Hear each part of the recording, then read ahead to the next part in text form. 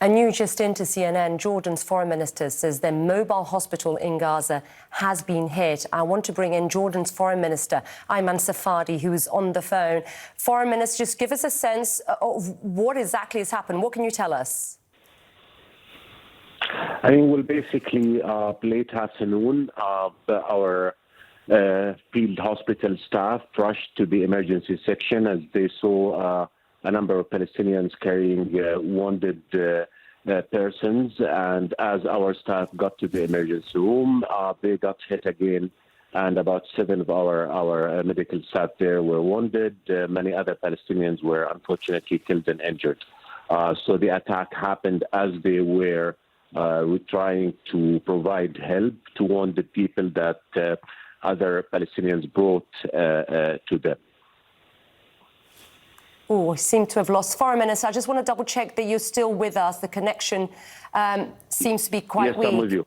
All right, you go ahead, go ahead. You were saying what time the attack happened and that you were talking about the patients. Yeah, around 5:30 Gaza time, our medical staff members rushed to the emergency in response to Palestinians bringing wounded people. As our people reached the emergency entrance, they were hit, and 7 of our people were killed. Tens of others Palestinians were injured and killed. The attack obviously was part of the overall war that we see continuing to unfold in Gaza. And again, it is just incomprehensible that people trying to offer medical help to wounded people get hit as well. Can you give us a sense, Minister, how many people have been killed, how many injured? I think this is really important. If you have a sense of that from your team. Yeah, our people, as I said, 7 injured, tens of the Palestinians. I mean, last time I spoke, our people were treating about 200 Palestinians as well. So it's an evolving situation. We got the information from our people on the field. As you know, this hospital is probably one of the only remaining hospital in northern Gaza. It has been in Gaza since 2009. The services it's providing is vital, and obviously we're demanding an investigation to what happened so that we see what legal action will be taken.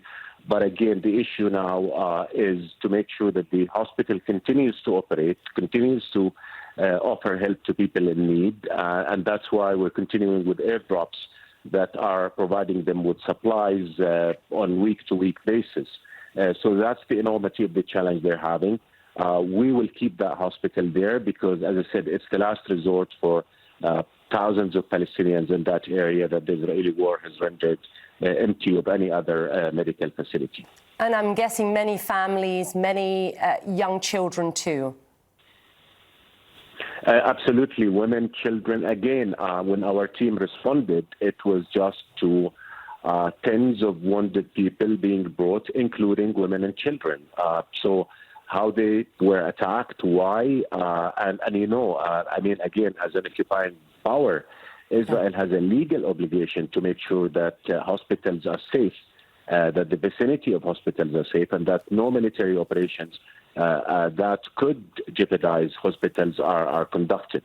So again, we're looking into the facts, and we try to establish them as the investigation continues. But meanwhile, I just want to reaffirm the vital role this hospital is playing, given that it is probably one of the only, if not only, the hospitals that are functioning, that are providing, you know, urgent medical services to innocent Palestinians who have no other recourse for treatment.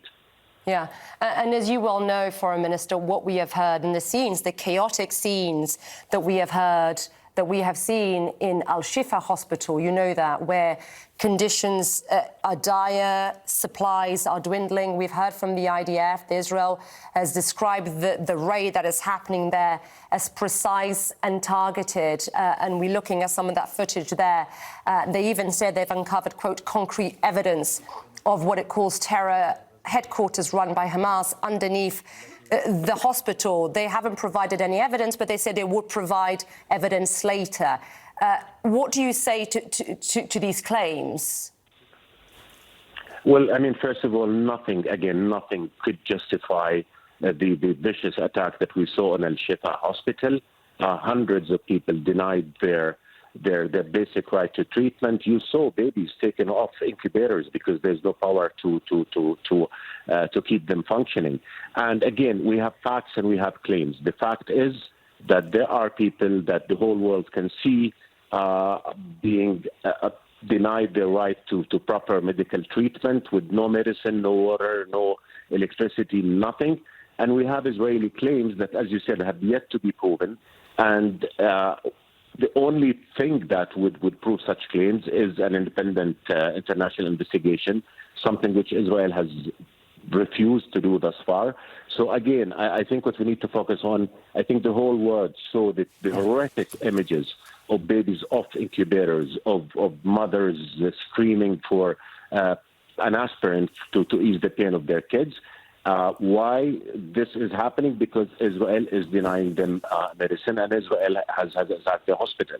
So again, I mean, there is international law. There are obligations that Israel needs to uphold, and I think it is imperative on the Security Council to act. I mean, it's been almost 34 days, and the Security Council has not yet taken one decision urging a humanitarian pause.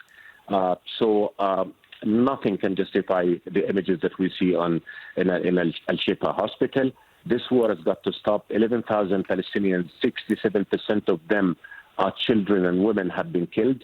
When is enough enough? How many people will have to die before the whole world realizes the absurdity and the brutality of this war, and the fact that it will not bring security to Israel or peace to the region? This war has to stop, and then all of us need to come together and figure out why we got where we are and what is the only path to making sure that nobody has to live this horror again. And we believe in Jordan, and we've been working for years for Jordan for the two-state solution, which we believe will guarantee the safety and security of Palestinians and Israelis. Meanwhile, Israel is obligated, the whole world is obligated, to make sure that Palestinian patients do get the treatment that they deserve, that hospitals are not attacked, that babies have incubators to keep them alive, and like hospitals like our hospital is provided the protection it needs for it to be able to continue to keep people alive, basically. And Foreign Minister, as you call it an absurdity, I wonder what conversations, what pressures, diplomatic pushes are happening behind the scenes between yourself, the United States, other allies, and Israel. Is that moving a needle at all? I mean, I think the whole international opinion is pointing towards the need to end this war. We know that a lot of our friends in the U.S. and Europe and other places are urging Israel to stop this war. Unfortunately, it is not moving the needle. Israel is saying that it will continue with its war to achieve a purpose that nobody can explain what that purpose is. Wiping Hamas out, how are they going to do that? At what cost? What does wiping Hamas out means?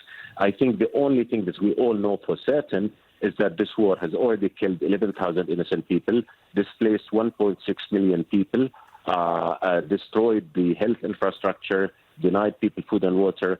Since October 21st, by the way, even though Israel said it would allow humanitarian aid, only about 985 trucks have entered Gaza. The daily average before the war was 500 trucks. So you could imagine the dire humanitarian need that we see unfolding, continuing to unfold in Gaza. And this is something that I've been hearing daily on my show from doctors in Gaza City, in the south, from NGOs. Foreign Minister, really appreciate you taking the time. We'll try to reconnect one of the doctors, of course, in the hospital, in the mobile hospital, to try and get more details as well. But we appreciate you calling us and taking the time to speak to us. Thank you, sir. Thank you so much.